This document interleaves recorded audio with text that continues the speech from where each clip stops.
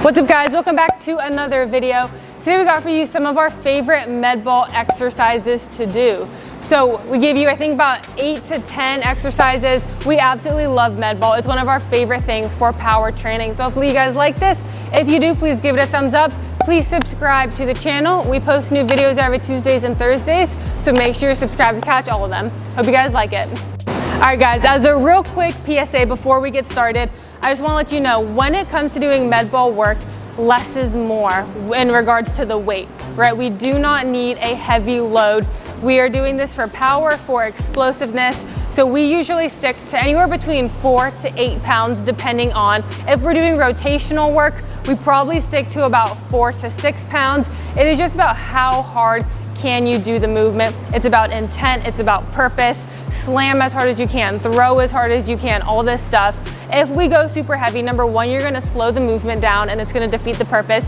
Number two, you're gonna put yourself at an increased risk for injury. You know, if we're doing something with rotation and you're going heavy, you could blow your back out, you could hurt your shoulders. So remember, less is more in regards to weight, and the goal right here is just velocity of movement. So that being said, we're getting into exercise number one, or I guess med ball exercise number one. It is your typical med ball slam. So this is one of the most common exercises. It's relatively basic, and I don't mean that in a bad way. I just mean it is, you know, tried and true, it is traditional, it is tested, and it is great for a reason. You start fully extended, slam that thing as hard as you can, try to break it, follow through the entire way. A lot of people like to cut this short, slam that thing, try to break it, like I said, as hard as you possibly can. So this is absolutely one of the best ones in our go-to.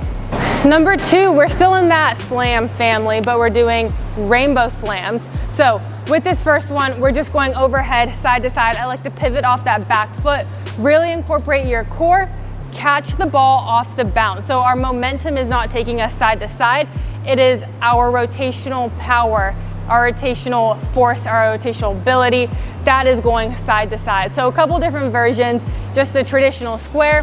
We'll also go a split stance. So you load it towards your back hip, bring it back around in front, slam that thing as hard as you can. And then we also go with a step. So to the back hip, you step out. This is really working on incorporating that front to back rotation, as well as that 90-degree opening up that hip separation. So rainbow slams are super great. There are 3 variations. Number 3, we're going shot puts. I love this one. I think they're super fun. If you're a baseball player or like a quarterback for football, you guys probably do this a lot. We do it with all of our athletes because it is great for rotational power, for body control. So lots of different variations. 4 of our favorites. We're starting with the traditional side on. So it's all about getting that hip and shoulder separation. So back elbow, stay straight. You're driving right through the middle of the ball. Front hand is there for stability. Open up, turn as hard as you can. Shot put that thing into the wall. You can also go front on. So we're here. Same thing goes. I like to incorporate the core. Sometimes we'll isolate just upper body without using the core as a progression, but for this video, I like including the core. If you want to get a little bit more dynamic, we'll go back to that side on. We'll do a cross behind. So we lead into it a little bit more. One of those. And then you can go like a half kneel, especially as you're just starting off before you want to tie together lower and upper. We're here.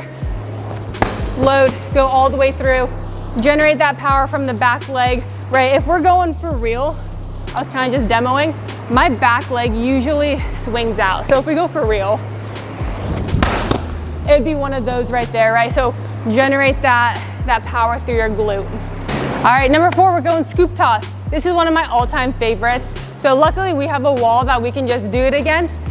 But if you guys don't, throw it to a partner or see what you can do. So once again, a lot of these have that rotational element that we absolutely love. So I like to pivot off the back, load it at the back hip, right? You're gonna swing, follow through with the upper body, keep your core tight.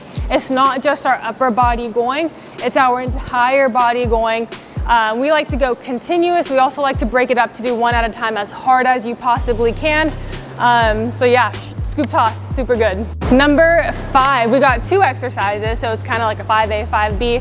Both are similar in the sense they're vertical force production, but they're different. So we're starting off with a granny toss. I love this one, especially if we're working on jump training, because you get into that bottom jump position and you have to work on vertical force, right? So as you can see Spencer do, ball's at the bottom, you're gonna jump up in the air, upper body's gonna, toss the ball up. The key here is that force, that power, it's coming from the lower body, from that jump. The toss is an extension of that. So really generate everything from your glutes, from that lower body. And then part 2 to this is just gonna be your med ball overhead toss. So I love partnering this with some type of press, like a push press, even a landmine press. I like it because we're incorporating the lower body. Once again, just like with the granny toss, right? We have that dip and drive motion. Super good for jump training, for upper body as well. So those 2 are super good for vertical options. One of my favorites for hip extension is gonna be a reverse toss. So this is the only one that we'll go a little bit heavier with, and by heavier, I mean just 15 pounds, right? So we're not doing anything crazy. I love this for hip extension though, right? You get that hip hinge, we'll load it a couple times, and then you extend the hips, toss it back over your head as far as you can. This one's great all across the board. So I love this one. Number 7, we're going a med ball explosive sit-up. So you see us do this for abs, the sit-up portion. However, this one, we are just focusing on that concentric part, right? So ball's gonna be over your head, feet are on the ground, you're gonna generate power, right? Generate fast force. Throw that ball against the wall to a partner, whatever it is, as hard as you can. You are gonna use your core for this, but it's about how aggressively you can throw just that concentric portion. So produce force fast, throw that thing, watch the rebound. Number 8, we got the family of chest passes. So starting off your traditional chest pass, this one's, a legend for so many reasons. This one's great. I like incorporating a hip hinge. Some people just do strict upper body. Totally fine if that's what you're going for. Another great option is a chest pass with a broad jump. So with this one, we're generating a lot of that power through our broad jump. The pass is an extension of it. So you're gonna jump, release that ball as you're jumping, get that power, that force from the lower body. And then last one is gonna be a supine med ball chest pass. So you're lying on your back, someone's gonna drop it. This one I love because you have to work on the absorption of it, right? So fast absorption, transfer, explode it back up. So hopefully you guys like these. These are some of our faves, tried and true. Please give the video a thumbs up. Please subscribe to the channel. Spencer says hi, and we will see you guys in the next one.